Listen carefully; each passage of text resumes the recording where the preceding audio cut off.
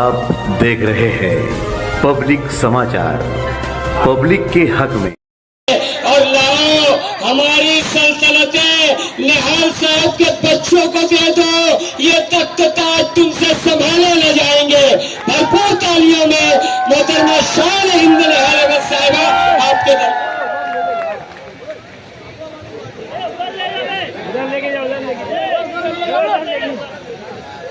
भाई अपने जज्बात, ये आवाजें जो आप बजाना चाह रहे हैं मेरी तकरीर में खलल देंगी। उससे बेहतर है कि ये आवाजें 20 तारीख को सुनाई दें।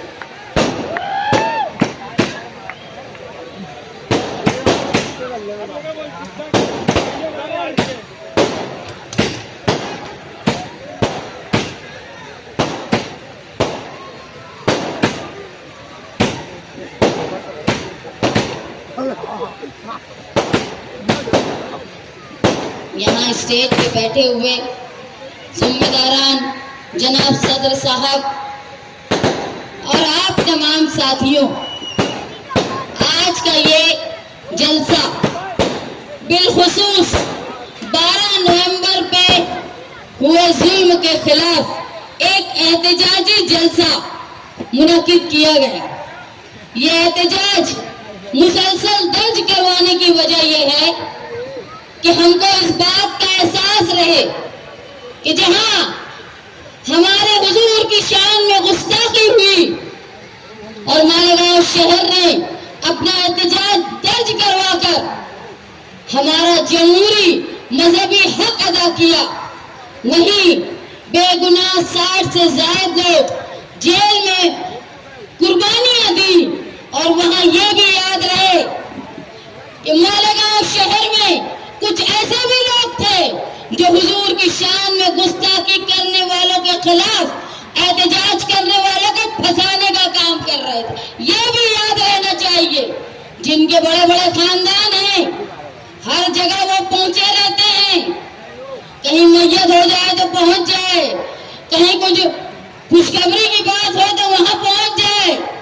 जहां गर्दी जमा हो, भीड़ जमा हो, वहां ये पहुंच जाते हैं। लेकिन हुजूर की शान में गुस्ताखी करने वालों के खिलाफ ये नहीं पहुंचे, ये तुम याद रखो।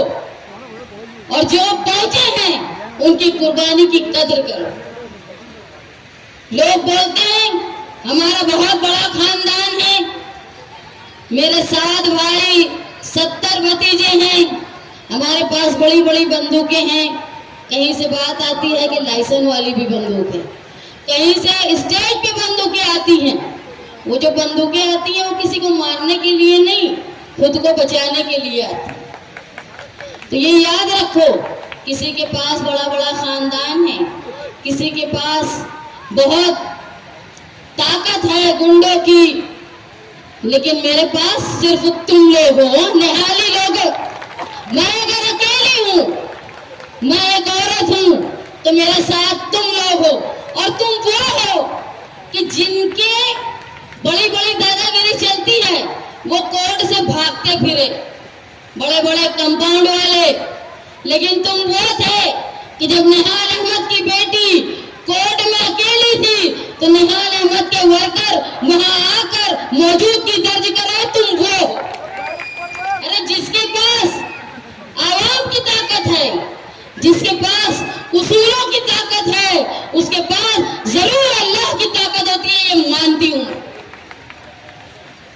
मालेगांव शहर में जब एहतजाज हुआ 12 नवंबर को, और एहतजाज जब हो रहा था तो बड़ी बड़ी बातें भी कर रहे थे एहतजाज करने वाले, जिन्होंने ऑर्गेनाइज किया था कि हमने ऐसा बंद करवाया है कि भिखारी भी भीख मांगने नहीं आ रहा है।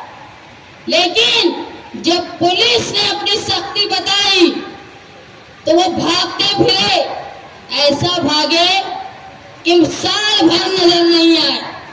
ये उनकी बहादुरी है। और जो अपने आप को मुखैर कहते हैं, जो लोग जेल में थे ना, माली तौर पे इतने कमजोर थे, अभी जिया मुस्कान अपनी बात रख के यहाँ से गए, उनकी ये हालत थी कि उनकी बीवी हामला थी और वो अकेले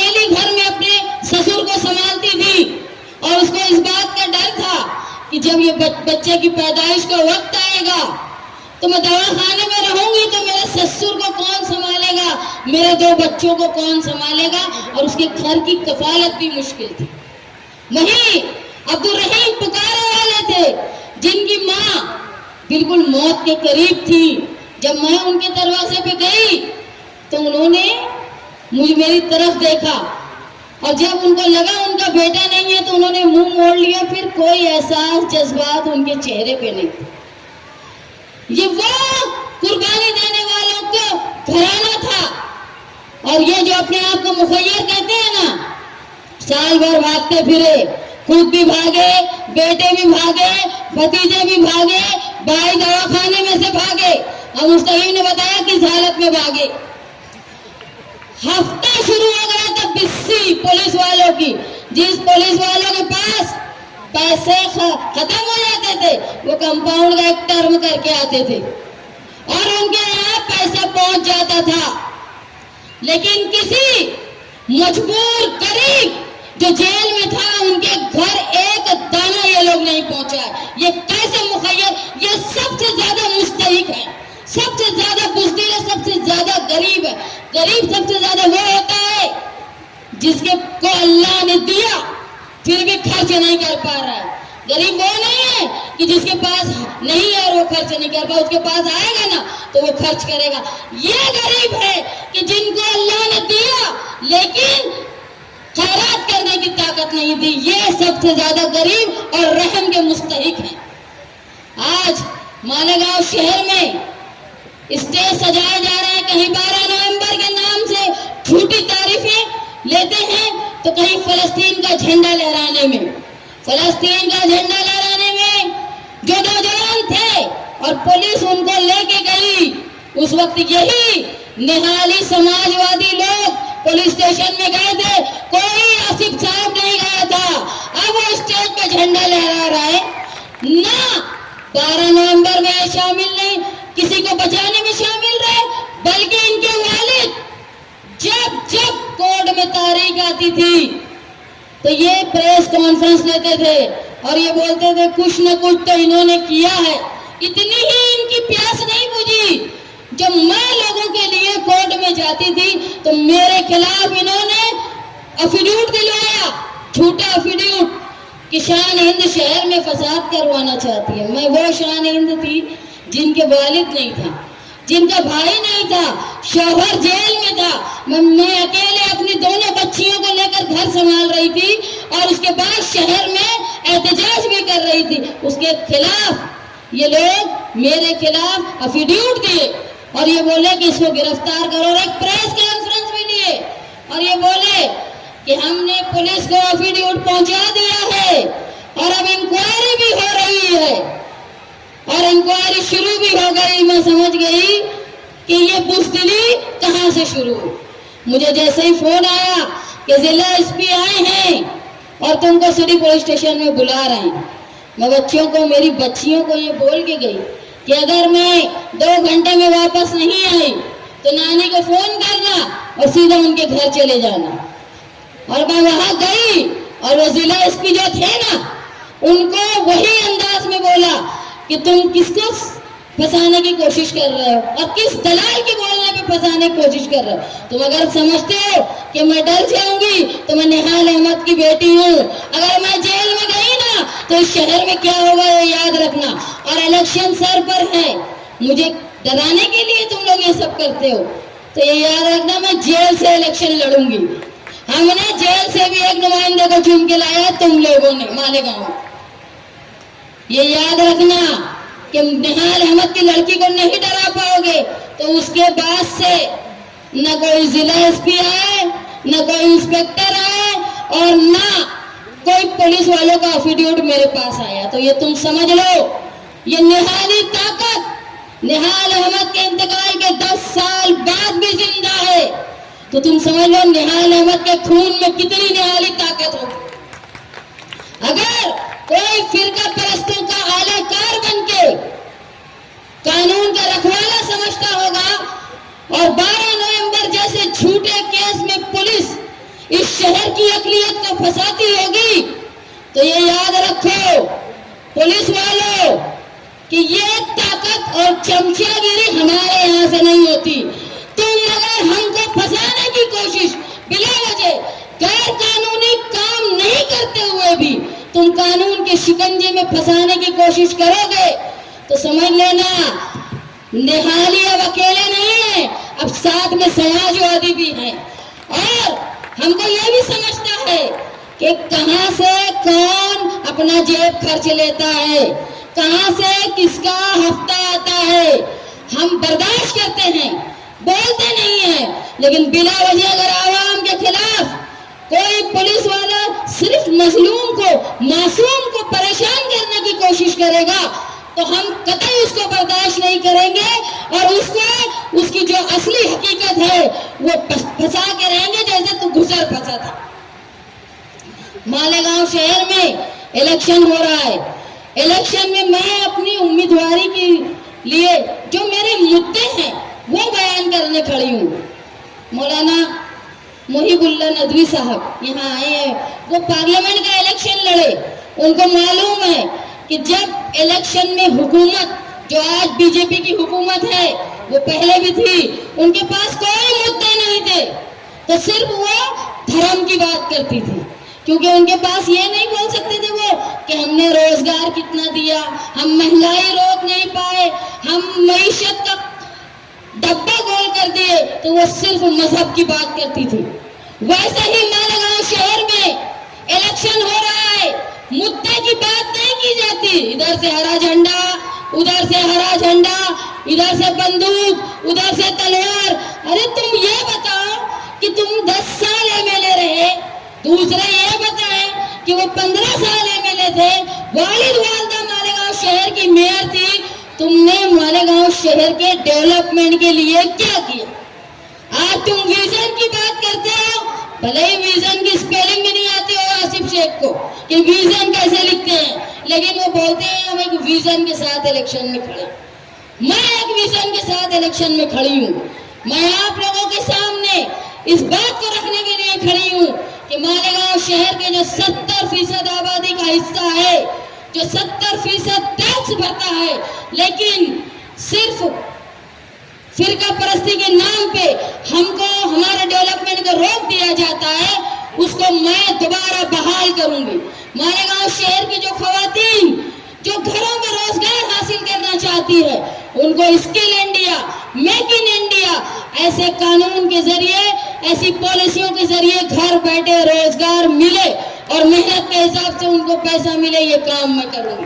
पावरलूम की सनत जो मुसलसल बहरान का शिकार है, मौलाना ने कहा कि जिस तरह यूपी में पावर बिल फिक्स हुआ करता था लूम पर, सिर्फ लूम पर ही नहीं, दुकानों में और मकानों में जो पावर कंपनी अपनी मस्ती करती है, उसको उसकी हैसियत और उसको उसके जो एग्रीमेंट है उसके हिसाब से काम करवा के, अगर एग्रीमेंट से सवाल करोगे ना तो 1 महीने में भगा दोगे तुम उनको।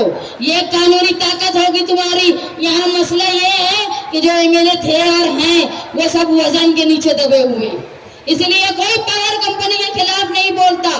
मालेगांव शहर की पावर कंपनी की मस्ती खत्म करने के लिए, पावर लूम के लिए बेहतर पॉलिसी लाने के लिए, और जो लोग रोजगार करना चाहते हैं, कोई प्रोजेक्ट, कोई फैक्ट्री में, अखिलेश यादव साहब को बोल के मालेगांव शहर में एक ऐसा प्रोजेक्ट लगाया जाए जहां पर लोग काम कर पाए। बम्बई, पूना, इचलकरंजी में जो मजदूर करते हैं काम और अपने घरों की बुजुर्गों की मैयत में नहीं आ पाते, ये नौबत ना आए हम पर।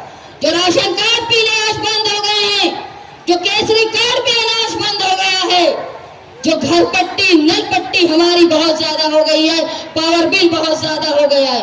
आज गरीब का बच्चा तालीम हासिल नहीं कर पाता क्योंकि उसको प्राइवेट स्कूल में डोनेशन देने की हैसियत नहीं है। तो प्राइमरी स्कूल का निजाम बेहतर करके, 1 से 10वीं तक करके, कि गरीब का बच्चा भी तालीम हासिल कर पाए, इज्जत से वो रोजगार कर पाए, तालीम याफ्ता हो जाए, ऐसी कोशिश मैं करवाऊंगी। और सबसे बड़ा है हमारा तहफ्फुज़।